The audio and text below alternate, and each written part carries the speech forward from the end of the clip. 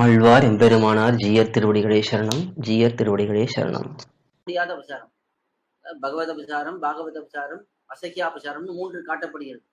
பகவத அபசாரம்னா நேரே பகவானிடத்திலே தவறு பண்ணுவது, பாகவத அபசாரம்னா அடியார்களிடத்திலே தவறு பண்ணுவது. இது ஒன்னொன்னும் அதுக்கு மேலே குரூரம். பகவத அபசாரம்ங்கிறது ரொம்ப குரூரம்.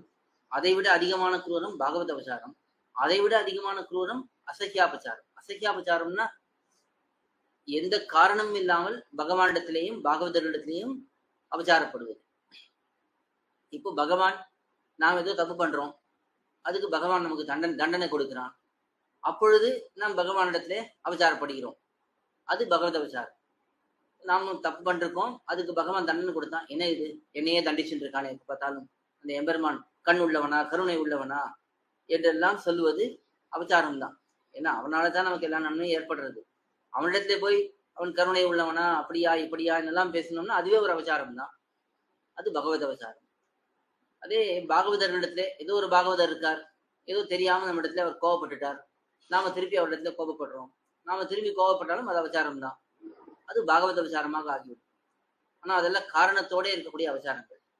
காரணமே இல்லாமல் எம்பெருமானை பார்த்தாலே பிடிக்கல. இப்ப ஹிரண்ய கசிப்பு, ராவணன் இவர்களுக்கெல்லாம் எம்பெருமானை பார்த்தாலே பிடிக்கல. அவர் எம்பெருமான் இவர்களுக்கு ஒன்றும் கெடுதலே பண்ணல, இருந்தாலும் அவனிடத்துல வெறுப்பு. அப்ப அது அசக்கியாபசாரமாக ஆகிவிடுகிறது. அதே போல அடியார்களிடத்திலே ஒருத்தர் வரார், ஒரு சுவாமி வரார், இங்கே ஒருத்தர் இருக்கார். அவர் சொல்றார், நம்ம பார்த்து சொல்றார், இன்னும் எனக்கு அவரை கண்டாலே பிடிக்கல. அவரிடத்துல இவர் பேசினதும் இல்லை, ஒன்றும் பண்ணினதும் இல்லை, அவரை கண்டாலே எனக்கு பிடிக்கல. இதெல்லாம் அசக்கியாபசாரம். இன்னும் காரணமே இல்லாமல் ஒரு அடியவரிடத்தை நாம் வெறுப்பு கொண்டோம் என்றால் அது எம்பெருமானுக்கு பிடிக்கவே பிடிக்காது. அது அவனுடைய திருவுள்ளத்தை மிகவும் புண்படுத்தும். அப்படித்தான் இங்கே சூர்பனகையானவள் பிராட்டி இடத்துல அசக்கியாபசாரம் பட்டாள். இவளுக்கு எந்த தீங்கும் பண்ணாமல் இருக்கச்சே இவள் சூர்பனகையானவள் பிராட்டி இடத்திலே தன்னுடைய கோபத்தை காட்ட பார்த்தாள். அப்படி அவ்விஷயத்திலே அசக்கியாபசாரத்தை பண்ணி நக்ஷமாமிக்கு இலக்காக நக்ஷமாமி வசுந்தரே என்று எம்பெருமான் சொல்லுகிறான். இது வராக புராணத்திலே பூமி பிராட்டியை பார்த்து எம்பெருமான் சொல்லுகிறான், என்னுடைய அடியார்களிடத்திலே யார் தவறு பண்ணுகிறார்களோ அவர்களை நான் எந்த காலமாக இருந்தாலும் 1000 கோடி யுகங்கள் அவர்கள் கஷ்டப்பட்டாலும் அவர்களுக்கு நான் மன்னிப்பே கொடுக்க மாட்டேன் என்று எம்பெருமான் தானே சொல்லுகிறான். நம்மளாம் யோசிச்சு பார்க்கணும். இந்த பகவத் அபசாரம் அது ஒரு பக்கம் இருக்கட்டும், பாகவத் அபசாரம் எவ்வளவு சரளமா நாம் எல்லாம் பண்ணிட்டு இருக்கோம். நாம் பண்ணிட்டு இருக்கோங்கிறது மட்டும் இல்லாமல் எல்லாரும் பண்ணிட்டு இருக்கார்கள். ஒரு வரம்பே இல்லாமல் அடியவர்களை பார்த்து கேலி பண்ணுவது, அவர்களிடத்தில் இருக்கக்கூடிய குற்றங்களை சொல்லுவது, ஒரு சம்பந்தமே இல்லாமல் தேவையில்லாமல் அடியார்களிடத்திலே நாம் கோபப்படுவது, அவர்களிடத்திலே சண்டை போடுவது, அவர்களை இழுக்காக பேசுவது, இதெல்லாம் எவ்வளவு நடக்கிறது.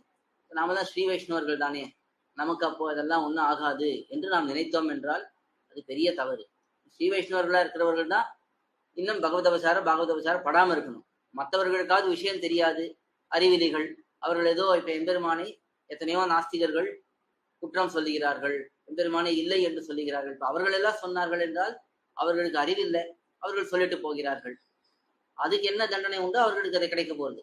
அதே இப்போ அடியார்களை எத்தனையோ பேர் துன்புறுத்துகிறார்கள், அவர்கள் பண்ணினாலும் கூட அவர்கள் ஞானமற்றவர்கள், அடியார்களுடைய பெருமை அறியாதவர்கள், நிலத்தேவர்கள், விண்ணுளார்களும் சீரியர் என்றெல்லாம் எம்பெருமானுடைய அடியார்கள் கொண்டாடப்படுகிறார்கள். இந்த உலகத்திலே இருக்கக்கூடிய அடியார்கள், தேவர்கள், பரமபதத்திலே இருப்பவர்களை விட உயர்ந்தவர்கள் என்றெல்லாம் இவர்கள் கொண்டாடப்படுகிறார்கள். அப்படிப்பட்டவர்களுடைய பெருமை மற்றவர்களுக்கு தெரியவில்லை, இதரர்களுக்கு தெரியவில்லை. அவர்கள் அடியார்களிடத்திலே கோபப்படுகிறார்கள், சண்டை போடுகிறார்கள், அவர்களை அவமானப்படுத்துகிறார்கள். அதெல்லாம் பண்ணினா அவர்களுக்கு ஏதோ தண்டனை கிடைக்கும், கண்டிப்பா ரொம்ப பெரிய தண்டனை கிடைக்கும். ஏன்னா யாரையும் கர்மம்ங்கிறது விடவே விடாது. எவ்வளவு பெரியவராக இருந்தாலும், இன்னைக்கு எவ்வளவு பெரிய பதவியில இருந்தாலும், எவ்வளவு பெரிய புகழில இருந்தாலும், அவரவர்கள் பண்ணின கர்மத்துக்கு அவரவர்கள் தண்டனை அனுபவித்தே தான் தீர வேண்டும். இது மற்றவர்கள் பண்ணினா ஏதோ அவர்கள் அறிவில்லாமல் பண்ணுகிறான்னு சொல்லலாம். நாங்கள் ஸ்ரீ வைஷ்ணவர்கள் என்று பெயரை வைத்துக் கொண்டு நாங்கள் எல்லாம் விஷயம் தெரிந்தவர்கள், எங்களுக்கு தான் மதிப்பு இருக்கு, எங்களுக்கு தான் பெருமை இருக்கு என்றெல்லாம் சொல்லிக்கொண்டு நாம் இந்த தவறை பண்ணினோம்னா அப்ப எம்பெருமானுக்கு எவ்வளவு கோபம் வரும்.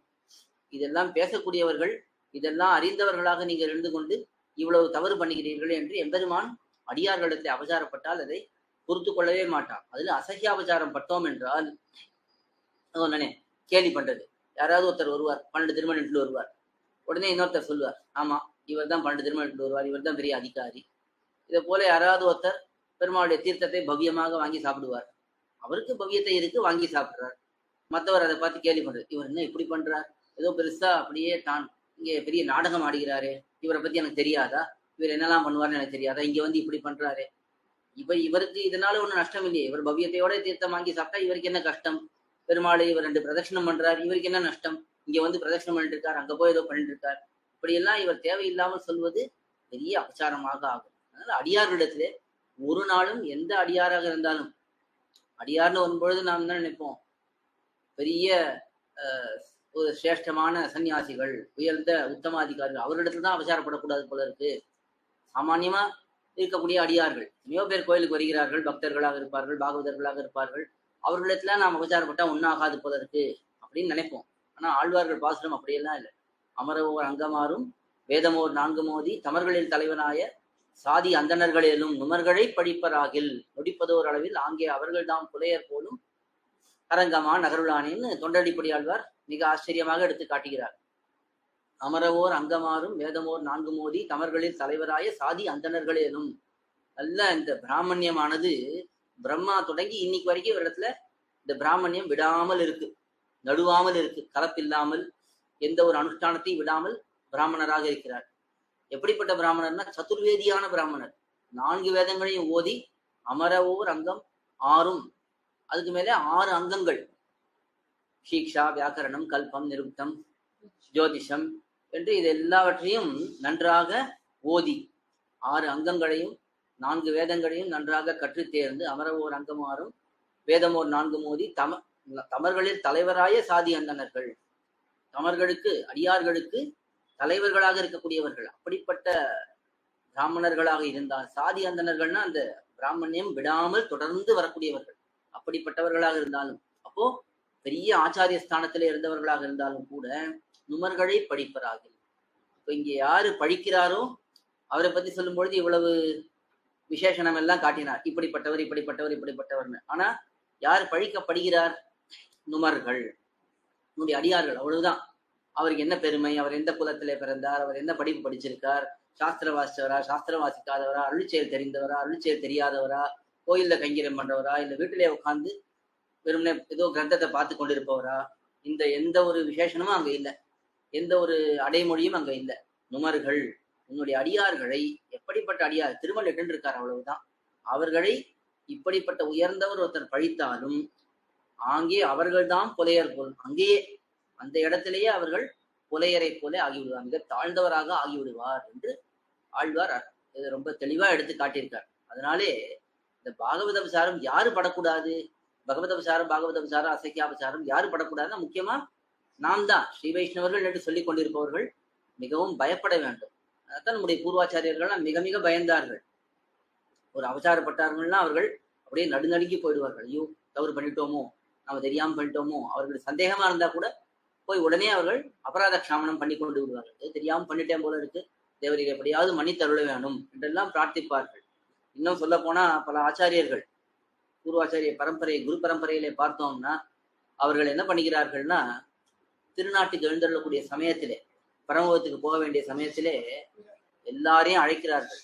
சிஷ்யர்களா இருக்கட்டும், பக்தர்களா இருக்கட்டும், எல்லாரையும் அழைக்கிறார்கள். தங்களுடைய திருமாளிகைக்கோ இல்லை மடத்துக்கோ அழைத்து எல்லாரையும் விழுந்து தண்டம் சமர்ப்பிக்கிறார்கள். விழுந்து தண்டம் சமர்ப்பித்து அவர்களிடத்திலே அபராத க்ஷாமனம் பிரார்த்திக்கிறார்கள். நான் பரமபதத்துக்கு போக போகிறேன், இந்த சமயத்திலே யாருக்காவது அடியேன் ஒரு அவசாரப்பட்டிருந்தேன்னா எம்பெருமான் அதை கருத்திலே கொண்டு என்னை தள்ளி விட்டுட்டான்னா என்ன ஆகும், அதனால இதை ஒரு வாய்ப்பாக எடுத்துக்கொண்டு எல்லாரிடத்திலையும் அடியேன் அபராத க்ஷாமனம் பண்ணிக்கொள்கிறேன் என்றெல்லாம் அவர்கள் அந்த அளவுக்கு பயந்திருக்கிறார்கள்.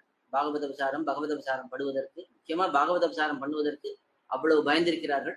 ஆனா இன்னைக்கு சொன்னார் போல ரொம்ப சரளமா நடக்கிறது. யாரையும் பெரியோர்களையும் மதிப்பதில்லை.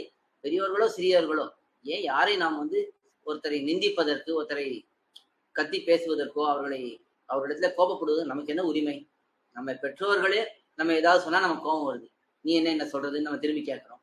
யாரோ ஒருத்தரை பார்த்து நாம திட்டுவதோ வைவதோ வைது அவர்களை நிந்திப்பதோ, அவர்களுடைய மனசு கோணும்படி பண்ணுவதோ நமக்கு என்ன உரிமை இருக்கு? ஏதாவது ஒரு விஷயம் நடந்ததுன்னா அந்த சமயத்துல பக்குவமாக சொல்லலாமே தவிர, அதை தவிர நமக்கு மற்றவர்களை திட்டி அப்படியே சத்தம் போட்டு அப்படியே கோபப்பட்டு அவர்களை இன்னும் சில பேர் அடிக்கிற அளவுக்கெல்லாம் போகிறார்கள். அப்படியெல்லாம் பண்ணினால் அது எவ்வளவு பெரிய பாப்பமாக முடியும்? அவர்களுக்கு தானே அந்த பாப்பம் வரும். அவர்கள் அந்த பாப்பத்தை அனுபவிச்சு தானே ஆகணும். எந்த நிலையில இருந்தாலும் தவறு பண்ணா அதோட தண்டனை அனுபவிச்சு தானே ஆகணும். அதுக்காக இங்கே காட்டுகிறாள். எதுக்காக சொல்லுவது, இந்த அசஹ்யாபச்சாரம் பட்டாள் யாரு? சூர்பனகை. ஆழ்வார் எம்பெருமானார் ஜீயர் திருவடிகளே சரணம். ஜீயர் திருவடிகளே சரணம். கோயில் KOYIL என்னும் ஆப்பை கூகுள் பிளே ஸ்டோரிலிருந்தோ ஆப்பிள் ஆப் ஸ்டோரிலிருந்தோ டவுன்லோட் செய்து இது போன்ற சம்பிரதாய விஷயங்களை கேட்டு மகிழலாம். எங்கள் வலைத்தளம் koil.org KOYIL.org